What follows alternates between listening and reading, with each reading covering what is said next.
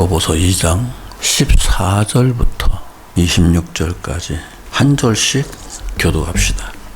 사랑한다 사랑한다 말로만 해놓고 아무런 사랑하는 모습이 그에게 보이지 않으면 사랑하는 게 아니죠. 믿는다 믿는다 해놓고 믿음의 모습이 보이지 않으면 믿는 게 아니거든요. 그 얘기를 하고 있는 거예요. 그런데 그동안에 믿음과 행함이 열차의 궤도와 같아가지고 같이 가야만 옳은 신앙생활을 하는 거다라고 가르쳤어요. 그런데 행함을 어디까지 행해야 되는가, 어디까지 믿어야 되는가 하는 이것에 있어서 믿음의 본질이 무엇이고 행함의 본질이 무엇일까 하는 부분을 다루지 못했던 경우가 참 많아요. 여러 경우들에서 그랬어요. 무조건 행해야 된다, 행해야 된다라고 말했지만 그럼 어디까지 행해야 될까? 죽기까지 행해야 된다. 목숨을 내걸고 행해야 된다. 맞는 말이긴 한데 그것이 누구에게나 가능한 일일까? 누구에게나? 어떤 사람에게는 가능하고 어떤 사람에게는 불가능한데 좌건 순교라는 게 누구에게나 다 가능한 일은 아니잖아요. 죽기까지 충성하라는 건 순교를 하기까지 해야 된다는 얘기인데 순교를 하기까지 충성하라. 누구에게나 가능한 건 아니에요. 그건 특별히 성령께서 그 사람을 사로잡지 않으면은 순교까지 할 그 상황에서도 자기 믿음을 지키는 사람은 그냥 대연자역 해가면서 하나님 감사합니다 무릎 꿇고 기도해가면서 그 자리에서 칼이 내 목을 내칠 때까지 찬송할 수 있는 사람이 된다는 게 그게 쉬울 것 같아요? 한순간에 칼로 내 목을 치는 건 그래도 가능해요. 그런데 어마어마한 고통을 가해가면서 나를 괴롭게 할 때는 내 육신이 견딜 수 없는 한계성 속에까지 들어가면은 그것을 어떻게 견디느냐. 죽기까지라는 말이 간단한 말이 아니거든요. 우리나라의 주기철 목사 같은 분이 그 고통을 견뎌내신 분인데 성령께서 하나님께서 그렇게 붙들어 주시지 않으면 불가능한 일이에요. 초대교회 그 많은 순교자들이 성령께서 그들을 붙들어 주시지 않으면 자기의 신념만으로 가능한 일은 아니에요. 물론 자기의 신념만으로 그렇게 하는 사람들도 있긴 있어요. 인간의 어떤 이상이나 가치관에 따라 가지고 공산주의를 위해서 기꺼이 자기 자신을 목숨을 내놓는 사람들도 있거든요. 성경은 그런 행함을 말하는 게 아니에요. 내가 스스로 내 자신을 자꾸 그래 맞아 그렇게 해야 돼 그렇게 해야 돼 그렇게 해서 빠져든 사람도 때에 따라서는 그렇게까지 하는 경우도 있거든요. 그걸 믿음이라고 말하는 건 아니에요. 성경에서 말하는 믿음은, 그리고 성경에서 말하는 행함은 그런 행함을 말하는 게 아니에요. 더욱 본질적인 거예요. 더더욱 본질적인 거. 지금 문제가 되는 게 우리나라의 모든 복음주의자라고는 말할 수 없을 것 같아요. 많은 복음주의자들이 강조하는 거. 예수를 믿기만 하면 구원에 이른다 하는 논리에 오해가 정말 커요. 이 믿음이 참 갖가지 이상한 믿음들을 만들어요. 내가 이제까지 신앙생활하면 수많은 목회자들, 성도들을 만나면서 아무 문제 없는 사람을 만난 적이 없거든요. 크고 작은 문제들을 다 안고 있어요. 그리고 나서 나중에 목사님 이런 건 어떻게 해요? 라고 질문을 해요. 이제 나를 몇 번 만나다 보면은 그런 것에 대한 이야기를 할 수 있을 정도의 이렇게 마음이 열리면은 그런 이야기를 한다고요. 그러니까 문제가 없는 사람이라는 없다. 목사들끼리 모이면은 참 말도 안 되는 이상한 소리 하는 사람들 많아요. 세금 안 내려고 별짓 다 하는 사람도 있는가 하면은 형제들하고 재산 나누기 싫어가지고 그 재산을 어떻게 하면 자기가 독차지하려고 하는 뭐 그런 목사들도 있고, 교회에서 성도들이 그렇게 싫다고 해도 그거 버티느라고 가진 수단과 방법을 다 동원해서 교회에서 안 쫓겨나려고 하는 목사들도 있고. 믿음으로 구원을 받는 건 맞는데 그 믿음이 어떤 믿음이어야 하느냐, 그것에 대해서 여러 번 얘기했는데 제대로 이해하고 있는지 모르겠어요. 행위도 마찬가지예요. 제가 여러분들에게 어떤 행위를 해야 된다는 말 안 하잖아요. 믿어야 출발이 되니까, 영적 생활에 출발이 되니까 믿으라는 말은 하지만 어떻게 믿어라 얘기 안 하잖아요. 예수를 믿으라는 건 6월절 어린 양으로 오신 예수를 믿으라는 거예요. 그럼 6월절 어린 양을 이해를 해야죠. 이스라엘 백성들이 출애굽하기 전에 애굽에서 출애굽 바로 전날 밤에 밤새워서 뜬 눈으로 지내면서 잡아서 구워 먹었던 것이 6월절 어린 양이거든요. 6월절 어린 양의 생명을 취해야만, 새로운 생명을 내 속에 받아들여야만 앞으로 영적인 여행을 시작할 수 있기 때문에, 그 여행은 사람의 힘으로 하는 게 아니니까 6월절 어린 양의 생명으로 하는 것이니까 6월절 어린 양 예수를 믿어라고 말하는 거거든요. 성경에서 예수를 말할 때 6월절 어린 양이라는 표현을 참 많이 쓰잖아요. 6월절 어린 양은 이스라엘 백성들의 속에 당신이 직접 들어가서 이스라엘 백성들의 전체 출애굽 과정을 그들과 함께 하잖아요. 그들 안에서. 그런 예수를 믿으라는 거예요. 그런 예수를. 그리고 완전한 희생 제물로 오신 예수, 우리를 위한 희생 제물로 오신 예수, 그 얘기를 하잖아요. 희생 제물로 오신 예수란, 우리가 죄인이라는 것을 깨달았을 때, 율법을 통해서 내가 죄인이라는 것을 깨달았을 때, 성전으로 나아갈 때 희생 제물을 반드시 가지고 오라고 하나님께서 말씀하셨잖아요. 그래야 들어갈 수 있으니까. 그래야 성전에 들어갈 수 있으니까. 제물을 가지고 와서 그 제물을 성막에서 잡아가지고 죽여서 그 생명을 갈기갈기 찢어가면서 해부해가면서 내 죄를 회개하고 그 제물을 번제단에 올려 불태워가면서 나도 함께 태워버리고 왕 같은 제사장이 되어서 성소로 들어갈 수 있는 사람이 되게 하기 위해서, 그래서 제물을 가지고 와라. 그래서 예수를 완전한 희생의 제물이라고 말하는 거거든요. 예수를 믿을 때 6월절 어린 양으로 오신 예수를 믿으라는 거고, 우리의 완전한 희생 제물로 오신 예수를 믿으라는 거지, 무슨 도깨비 방망이 내가 가진 것처럼 겁 나와라 뚝딱 하면 겁 나오는 그런 예수 말하는 게 아니잖아요. 은 나와라 뚝딱 한다고 은 나오는 그런 예수 말하는 게 아니잖아요. 너무나 많은 교회들이 그런 예수를 말하고 있어요. 예수 이름으로 기도합니다 하면 뭐든지 다 들어준다, 기도해라. 금방 들어온 유치원생 같은 성도들에게는 그렇게 말할 수 있어요. 모르니까. 그러나 그렇게만 계속하면 그 성도는 완전히 장님돼요. 규모거리 돼요. 어떤 영적 감각도 깰 수 없는 사람이 되고 말아요. 우리 어린아이 기를 때 20살이 될 때까지 어머니 젖 먹이면서 기르지 않잖아요. 옛날에는 7살만 넘어서면은 지 음식 지게 챙겨 먹을 수 있는 사람이 되도록 키웠어요. 요즘은 세월이 너무 편하다 보니까 그렇게 안 키우죠. 못 키우지, 안 키우는 게 아니라. 부모들이 아기들을 늙을 때까지 품에 품고 키우려고 하는 그런 성향이 많이 보여요. 그게 자녀들 망치는 거거든요. 학교 보내놓고 선생님에게 자기 아들을 맡기는 것이 아니라 자기 아들을 선생이 어떻게 하나 선생을 감시해요. 그런 학부모들이 적지 않아요. 내 아들이 거기서 철이 들으라고 학교 보내는 건데 철이 들어가는지 어쩌는지 신경 안 써요. 예수가 6월절 어린 양의 예수라는 걸 정확하게 알고 완전한 제물로 오신 예수라는 걸 정확히 알아야, 그래야만 비로소 우리가 자기 부정을 할 수 있는 기회가 주어지는 거예요. 자기 부정을 할 수 있는. 제사가 자기 부정이고 광야가 자기 부정의 길이잖아요. 자기 부정을 할 수 있게 되고 예수와 하나가 되기 위해서 자기 십자가를 질 수 있는 사람이 되는 거고, 예수님께서 아무든지 나를 따라오려거든 그렇게 해라. 자기를 부인하고 자기 십자가를 지고 나를 따라와라. 이것이 예수가 6월절 어린 양이라는 사실을 믿는 사람, 예수가 완전한 희생 제물이라는 것을 믿는 사람에게만 가능한 일이에요. 그렇게 해서 예수와 함께 십자가에서 죽고 번제단에서 살라쳐야 내가 왕 같은 제사장으로 거듭날 수가 있거든요. 그래서 믿으라는 거예요. 그래서 믿으라는 것인데, 예수만 믿으면 만사형통이라는 말을 너무나 쉽게 해버리니까 갓바 위에 한 번만 올라가서 빌면 한 가지 소원은 이루어진다는 식의 그런 신앙생활을 성도들에게 가르치고 있는 거예요. 이 세상에 어떤 성자도 어떤 존재도 예수처럼 나와 함께 죽자고 한, 그래야만 부활이 있다고 가르친 그런 존재는 없어요. 석가도 그렇게 못했어요. 소크라테스도 못했어요. 공자도 못했어요. 맹자도 못했어요. 아무도 못했어요. 오직 예수만 했어요. 내가 너희들을 위한 제물이다. 그리고 그 제물의 길을 가신 분이 예수뿐이에요. 예수 말고 다른 구원이 있다고 말할 수가 없어요. 그래서 예수 믿으라는 거예요. 그런데 누가 예수를 만나느냐. 출애굽하기 직전에 이스라엘 백성들이 당하고 있었던 그 고난이 어마어마하잖아요. 그 고통이. 그 고통이 아니었으면은 우리가 애굽에서 벗어나야 된다는 말을 모세가 했을 때 들었겠어요? 하나님께서 차근차근 하시는 일들에 단 한 번이라도 관심을 주고 따랐겠어요? 이게 불교에서도 인정하는 거예요. 인간이 고통스럽지 않으면, 인간이 힘들지 않으면 절대 종교 안 찾는다.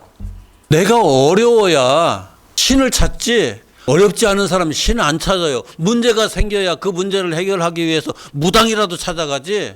아무런 문제 없다고 하는 사람들이 무당 찾아가고 절 찾아가고 신 찾는 거 봤어요? 없어요. 인간이 인간의 한계성을 깨달아야 하나님을 찾는다고요. 마찬가지예요. 인간이 인간의 한계성을 깨닫지 못하는 사람들, 나는 전도하다가 그런 사람 많이 만나요. 도덕적으로 윤리적으로 접근할 때 나는 도덕적으로 완벽합니다. 윤리적으로 완벽합니다. 나는 그런데 아무런 문제 없습니다. 젊은 사람들은 그런 말 안 하는데 노인들이 가끔 그런 말을 해요.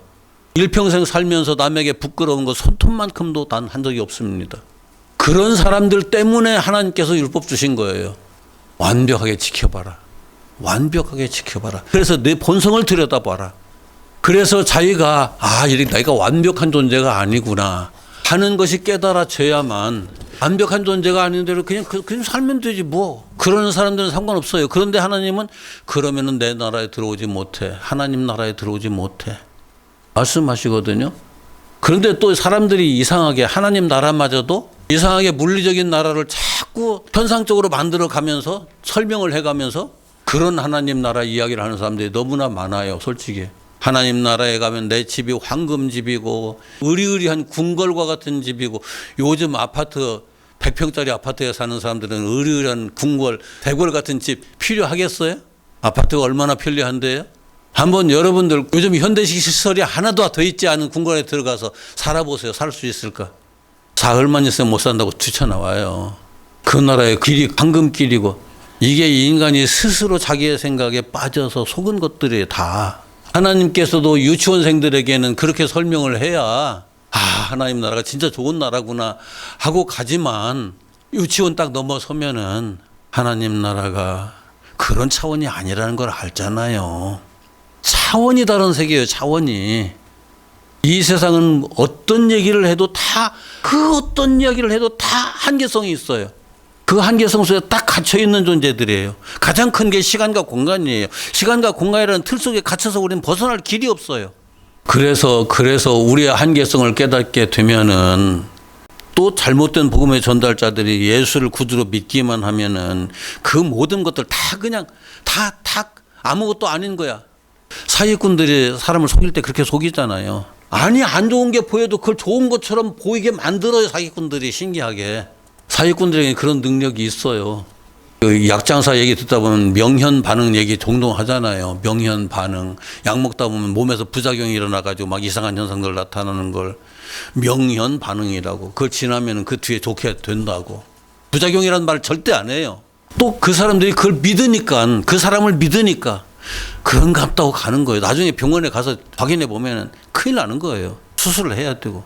종교에서도 그런 걸 많이 써먹거든요. 특히 우리 기독교에서 이상한 짓 해놓고 기도해라. 내가 기도해주면 낫는다. 다 기도. 나중에 병원에 가서 당신은 사흘 후에 죽습니다. 아니야, 내가 기도했으니까 절대 안 죽어. 나는 안 죽습니다. 절대 수술 안 받습니다. 그러다가 죽는 사람 많잖아요. 그 사람 믿음 가지고 죽는 거예요. 그냥. 믿기만 하면 구원받는다는 그 궤변이 엄청난 영적 폭행이에요. 분명히 주님께서는 좁은 문으로 들어가라고 그랬는데 좁은 문을 없애버리잖아요. 나는 믿었으니까 괜찮아. 그때부터 좁은 문 없어지잖아요.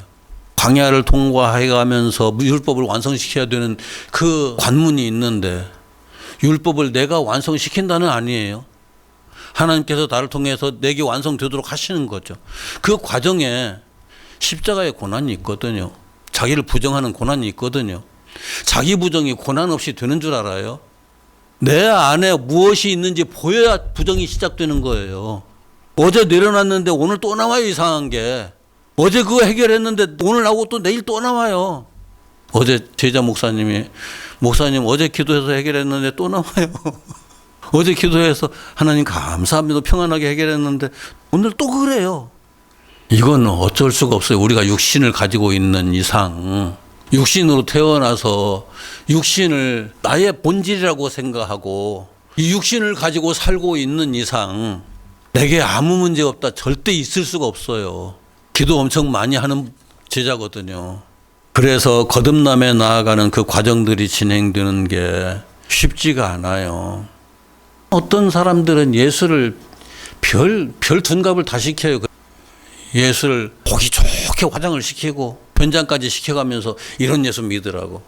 그런데 예수는 유월절 어린 양일 뿐이에요. 예수는 완전한 희생의 제물일 뿐이고 자기 부정을 하는 길을 인도하는 십자가를 지고 가는 예수예요. 그 이외에 어떤 화려한 예수를 말하는 것은 전부 다 요한계시록에서 말하고 있는, 요한계시록에서는 어린 양과 새끼 양을 얘기하거든요. 새끼 양, 어린 양 달라요? 새끼 양이 어린 양이고 어린 양이 새끼 양이잖아요. 구분이 안 되니까 그렇게 표현한 거예요. 그런데 구분이 안 되는데 새끼 양은 우리를 화려한 곳으로 계속 이끌고 가요.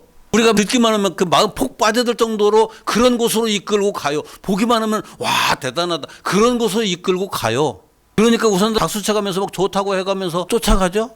그런데 어린 양은 그렇게 끌고 가지 않아요. 어린 양은 너를 부정해라, 너를 부인해라, 십자가 쳐라 계속 끌고 가요. 그러면서 나를 부인해야 할 것들을 하나둘 끄집어내 보여줘요. 그게 즐겁겠어요 솔직히? 우리가 육신으로 사는 사람으로서 내 속에 문제 있는 것 끄집어내 보여주고 문제 있는 것 또 끄집어내주고 또 끄집어내서 보여주고 그런 거 처음부터 좋아할 사람 하나도 없어요. 그 본질을 깨달아야만 비로소 그래야 되는 것이라는 걸 알아야만 비로소 가는 거지. 무식한 사람 세워놓고 너 이것이 무식해 이것이 무식해 이것이 무식해 계속 해보세요. 그 자리에 앉아서 공부하려고 할 건가? 너 이거 모르잖아. 이게 이런 거야. 너도 이거 모르고 있잖아. 이게 이런 거야. 처음에는 모르고 있잖아 할 때 기분 나빠요. 그런데 이게 이런 거야라고 깨달아질 때는 기분 좋거든요. 황홀하거든요. 그런데 새끼 양은 너 그런 사람이야, 너 그런 존재야라는 말을 하지를 않아요. 그래서 우리를 칭찬만 해주고 잘한다, 잘된다, 뭐든지 행복하다, 뭐든지 아무런 문제 없어 하는 것은 결국은 우리를 거듭나게 못한다고요. 해주는 것 같지만 절대 아니에요. 자기 부정이 안 되는데 어떻게 거듭나요? 십자가 없는데 어떻게 거듭나요? 어떻게 부활이 있어요? 죽지 않는데 어떻게 부활이 있어요? 이게 믿어야 하는 이유고 그 믿음을 따라가야 되는 이유인데 믿는 것도 믿음을 따라서 가는 것도 내 존재 가지고 안 되니까 내 본질을 그대로 지니고 있는 이 존재로 안 되니까 유월절 어린 양을 이스라엘 백성들에게 그 생명을 취하고 그 생명으로 가자. 그 생명으로 이끌고 가신 거예요. 우리가 주님과 동행한다는 말을 종종 하는데 주님과 동행한다는 것은 광야를 자기 부정의 광야를 주님과 함께 걸어가는 거예요. 자기 부정의 광야를 십자가를 치고 죽는 그 골고다의 길을 주님과 함께 가는 것이 그게 주님과 동행하는 거예요. 아까도 읽었지만 야고보서 행위를 굉장히 강조하거든요. 나중에 집에 가서 읽어보세요. 지금 읽어가면서는 못하니까. 그런데 우리는 구원에 이를 만한 행위를 할 수 있는 존재 자체가 아니에요. 아예 아니에요. 아까 말했잖아요. 마지막에 할 것 같이 하다가서 순교의 자리에 딱 들어서는 그 순간에 내가 할 수 있는 게 아니거든요. 그런데 십자가의 마지막은 내가 죽는 거예요. 정신적으로 죽든지 어떤 형태로 죽든지 내가 나 자신을 완전히 사라지게 하는 거예요. 아까 그 야고보서 읽을 때 아브라함이 이삭을 번제단에 올리는 행위를 얘기하잖아요. 이삭도 번제단에 올라갔어요. 이삭이 그 젊은 청년 이삭이 반항을 했으면은 아브라함이 할 수 있었을까요? 아브라함이 그때 120살이 다 됐어요. 그 늙은이가 이삭이 순응하지 않으면 번제단에 올릴 수 있었을까요? 예수께서 순순히 나를 위해서 번제단에 올라가 주시니까 가능한 거지. 내가 예수를 강제로 번제단에 올리는 것도 불가능하고 십자가 위에 올리는 것도 불가능해요. 아브라함은 이삭의 모든 것이었었거든요. 그런데 하나님께서 다 생애를 통해서 보여주셨어요. 내가 불가능했던 것을 내가 다 했잖아. 그러니까 이것도 너는 할 수 있어. 해. 할 수 없는 것을 시키신 것이 아니라 할 수 있는 걸 시키신 거예요. 아브라함 입장에서 보면은 아브라함이 계속 거듭남의 과정을 쭉 지나면서 마지막 관문을 딱 통과하는데 우리들에게 순교의 관문이기도 할 거예요. 언젠가는. 넌 할 수 있어. 나와 같이 하자. 아브라함이 그러면 그렇게 해라. 하나님은 옆에서 구경하고 계셨나요? 그 이삭이 예수님이고 그 이삭이 하나님이거든요. 영적 관점에서 보면은. 하나님이 자신이 들어가시는 거예요. 우리들의 입장에서 보면은 내가 사망의 탕류에 빠져가지고 쫙 떠내려가고 있을 때 나를 살려주려고 손을 내밀어서 탁 잡으셨어요. 그 잡으신 손을 내가 너무너무 고마워가지고 막 꽉 붙잡고 매달렸어요. 하나님께서 나를 이렇게 딱 건져 올리시는데 내가 그 손을 꼭 붙잡고 매달린 것, 이게 내 의로움일까요? 여기에 내 행위가 무슨 의미가 있나요? 내가 살기 위해서 하나님의 손을 붙잡은 거예요. 나를 구원하시려고 이렇게 나를 딱 붙잡고 끌어올리시는 그 손을 내가 붙잡은 것을 행위라고 말하면은 행위이긴 한데, 내가 그때 하나님의 손을 굳게 붙잡아 가지고 내가 구원받았어, 말도 안 되는 거죠. 새로운 피조물이 되어가는 그 과정에서 하나님께서 나를 새롭게 하신 만큼 내게 그만큼의 모습들이 드러나는 것일 뿐이지, 그것이 내 공로가 아니에요. 공로일 수가 없어요. 그걸 내 공로라고 하는 순간에 나는 부끄러워요. 그냥 하나님 부끄럽습니다. 그런데 감사합니다. 하나님께서 하셨으니까. 그럴 뿐이에요. 이걸 행위라고 말하면은 완전한 율법주의적인 관점이죠. 쥐 한 마리가 있어요. 쥐는 평생 땅에다 굴 파고서 땅 위를 겨다니면서 살아야 돼요. 그런데 어느 날 매 한 마리가 휙 날아서 땅 위를 걷고 있는 쥐를 낚아채가지고 공중을 뺑뺑 돌다가서 실수해가지고 쥐를 떨어뜨려서 땅바닥에 떨어졌어요. 그 쥐가 와, 나 하늘 날았어. 제대로 정신이 박힌 쥐 같으면 아, 내 죽다 살았네 그러겠죠. 그 쥐가 내가 하늘을 날았어라고 같은 쥐들에게 얘기한다면 그 쥐들이 뭐라고 말하겠어요? 너 죽을 뻔했잖아. 그래도 쥐가 하늘 다람쥐 정도는 돼야 날았다라고 말을 할 수 있는데 쥐는 절대 하늘 다람쥐 못 되거든요. 새로운 생명체로 태어나기 전에는 절대 안 되는 거예요. 우리의 부활이라는 게 그래요. 새로운 생명체로 내가 태어나야만 되는 거예요. 영적 존재가 되어야죠. 물리적 존재로서는 절대 불가능한 거예요. 우리가 새로운 피조물로 탄생했을 때 그걸 거듭났다 말하거든요. 새로운 피조물이 된 사람이 자기 자랑이 있을까요? 바울이 말했던 것처럼 나의 나된 것은 다 하나님의 은혜일 뿐이야. 나의 나된 것은 다 하나님의 은혜일 뿐이야. 아무것도 나는 할 말 없어. 내가 율법으로 살다가 그게 안 된다는 걸 깨닫고 예수께서 찾아오셔서 예수 만났고 그 예수 믿고 따라가니까 이렇게 되었어. 하나님께서 그렇게 하셨어. 바울이 얘기하는 얘기 딱 모아보면 그 얘기예요. 다른 얘기 아무것도 없어요. 이런 행위를 이렇게 해야 되느니 저렇게 해야 되느니 왈가왈부 하는 것 전부 다 온전한 거듭남의 차원에 이르지 못한 자들의 헛된 말들 뿐이에요. 자기가 생각해서 꾸며낸 말들, 이걸 공론이라고 그러죠. 빈말. 진짜 거듭남의 과정에서 그걸 듣는 사람들은 항상 하는 말 딱 하나밖에 할 말 없어요. 나의 나된 것은 오직 하나님의 은혜다. 뭘 했더니 이렇게 됐다. 뭘 했더니 이렇게 됐다. 절대 없어요.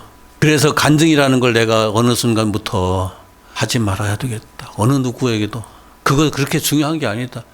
듣는 사람들에게는 조금 유익이 될지 몰라도 거기에 빠져들면은 아무런 유익 없다. 오히려 더 해가 될 수 있다. 11조를 열심히 했더니만 부자 됐다. 거짓말이다. 기도를 열심히 했더니만 내가 건강하게 됐다. 다 거짓말이다. 네가 기도해서 된 것이 아니라 하나님의 은혜고, 네가 11조에서 된 것이 아니라 하나님의 은혜고, 그것을 통해서 진짜 거듭나지 못한다면 그건 저주다.